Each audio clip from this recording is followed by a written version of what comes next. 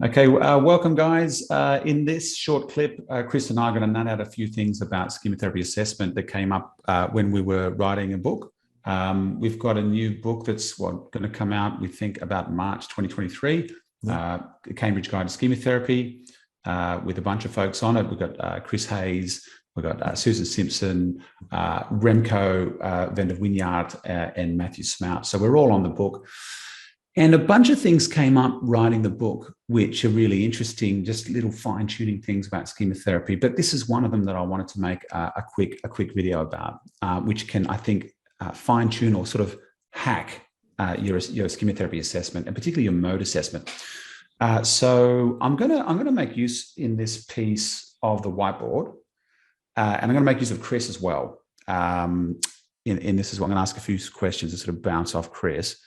So you should be able to see the whiteboard now. And so, Chris, in your practice, what, for the key problem areas, if you think about, those central problems that we want to focus on in our assessment. Now, for me personally, I don't know about you, just only my style, deriving a really clear problem list is one of the first things I do.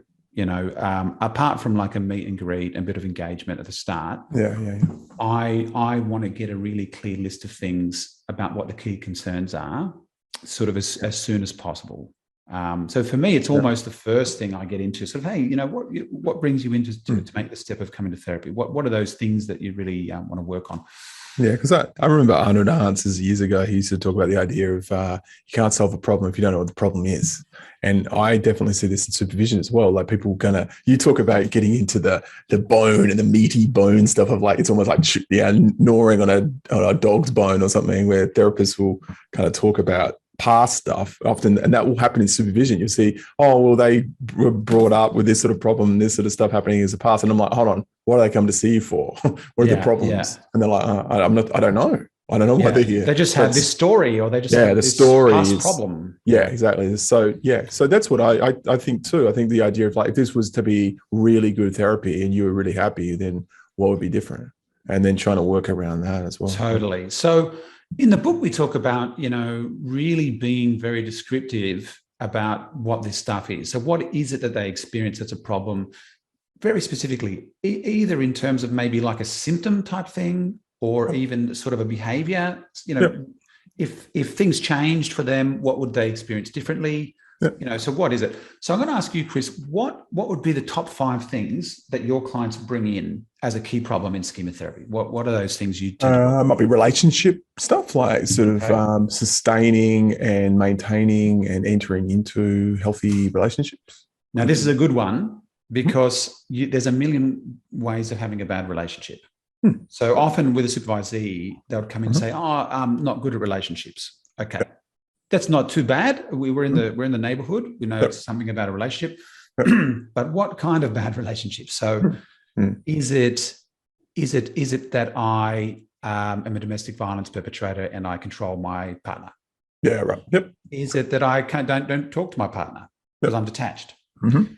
Is it that I can't have sex with my partner for one reason or another? All right.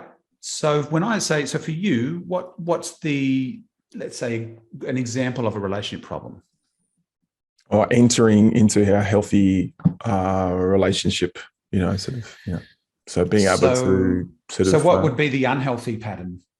Not dating, not being vulnerable, not seeking, So avoiding dating, etc. Avoiding new, healthy, intimate relationships. Yeah. Or avoiding in some way.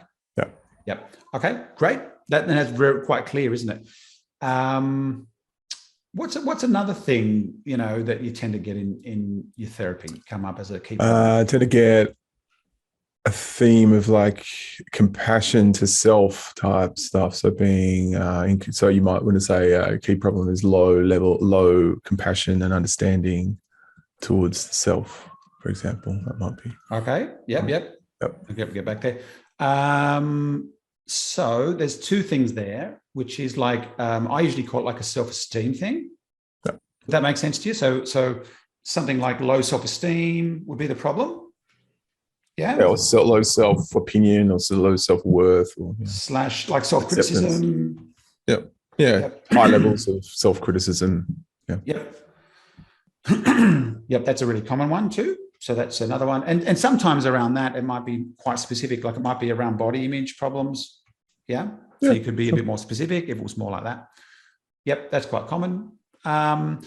What's another one, mate? What do you tend to get? What's the sort of problem list type stuff? It might be particular behaviors. So it might be more kind of, self-harming behaviors or, binging behaviors. Let's say self-harm. Or it could be, or something. Yeah. Yeah. So behavioral kind of, so it might be like, binge drinking is another one. Yeah. Like binging. Yeah. Or it could be, an angry child response where it results in them sort of, but that flowed into dysregulated. Emotional dysregulated anger. Yeah. Yeah. Regulating emotional, regulating emotions improved. Overwhelmed, emotionally overwhelmed. Yeah. Yep. Okay. So the sense of being overwhelmed with your emotions. Yep. So you're getting the idea. Now, here's one I had the other day, which was a more specific version, which was sort of like abandonment, fears. Yep. Yeah. Would that also be involved with the relationship stuff, or would it mean? It might be, but it might be something quite specific as well. Yeah. So here's the thing. Yeah.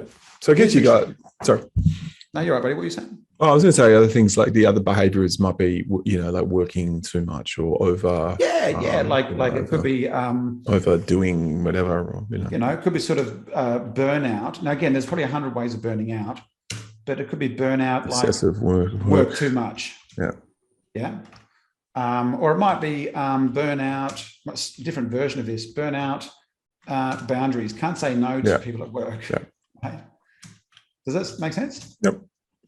All right. So now let's see this. This is the little hack, right? That I think now, for me personally, as long as you know the mode model and the schema model, this kind of list, if done quite specifically, will get you about 80% or more of your mode formulation. Right. So we're going to go through them now. Avoiding dating. Okay. What are the modes? What do we think? Well, you could have, obviously the coping mode of avoidance, so the detached protector or avoidant protector. Some sort of avoidant protector type thing. Could also say it's a punitive critic, saying that you're not good enough to date. Something dating. Yeah. Yeah, and it might be vulnerability. A vulnerable child, right? Kind of too anxious to sort of put themselves out there. Yep. But the obvious one is sitting there on the surface. It's the avoidant protector. Yep. Okay, low self-esteem, self-criticism. What are we thinking?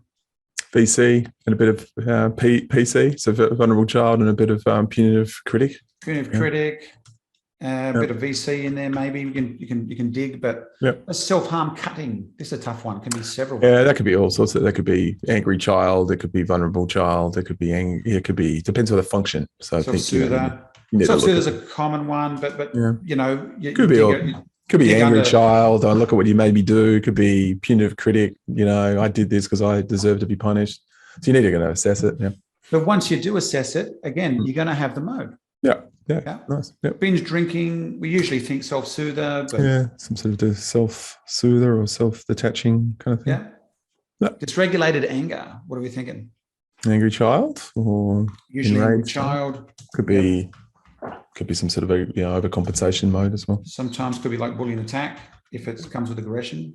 Okay. But you see what's going on here? Like we only have this like little list of my list is smaller than this. Usually it might be 5 or 6 things. Yeah. We don't want more than sort of 5 and 6, do you? Emotionally overwhelmed. We know that's going to be the vulnerable child, basically. Maybe the healthy adult as well. Like it's the healthy adult is unable to low healthy adult. The other thing is, this is interesting, that emotionally overwhelmed thing as well.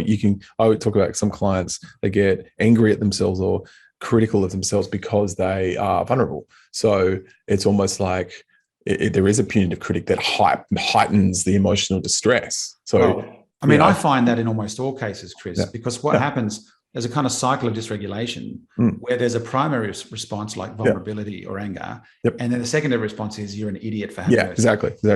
So I've got to talk to my client. She talks about being whelmed versus overwhelmed. And being whelmed is having feelings. Being overwhelmed is like, what's wrong with you? What's wrong? That kind of stuff, which makes it even more distressing. Yeah. Now, abandonment fears, we think, is our VC, our vulnerable child. But in this case too, we'll start to think about abandonment schema too, right? Yep. Because that's sort of almost in the definition. Yep. Burnout, working too much. We're thinking about our over-controller mode. Or a demanding critic. Yeah. And in combination with a demanding maybe critic. Yeah. Yeah. Yeah. And last but not least is our burnout because of boundaries, which we're going to think about something like a compliance surrenderer. Yeah. Or some sort of avoider. Yeah. Yep. So the point is, this is a little bit of a hack. Like, if people often say, how do you get the modes? How do you sort of know, kind of thing? Honestly, I'm sitting with someone, and if I get a list like this, I'm pretty on target now with what are the likely modes. Try to do. Yeah. And I guess the take home though, I guess it was about 9 problems. If you're going to do something like this, we don't really want 9, do we? We want sort of top 4 or 5. That's right. Yeah. I mean, I just wanted a few here to demonstrate, but for sure. What's driving my thinking is I want these problem areas to be specific enough that I can relate them to the mode model. Yep. So I'm thinking, okay, you have poor relationships. What's that about? What's the mode that makes you have poor relationships? Or what's the set of modes?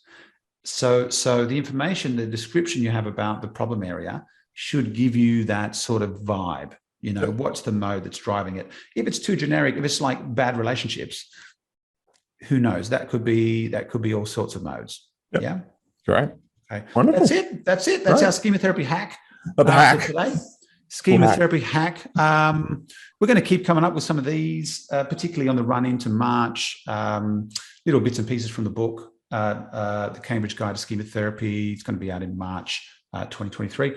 So thanks for listening. Look out for the next Schema Therapy hack. Thanks, Chris. See you soon, mate. Bye.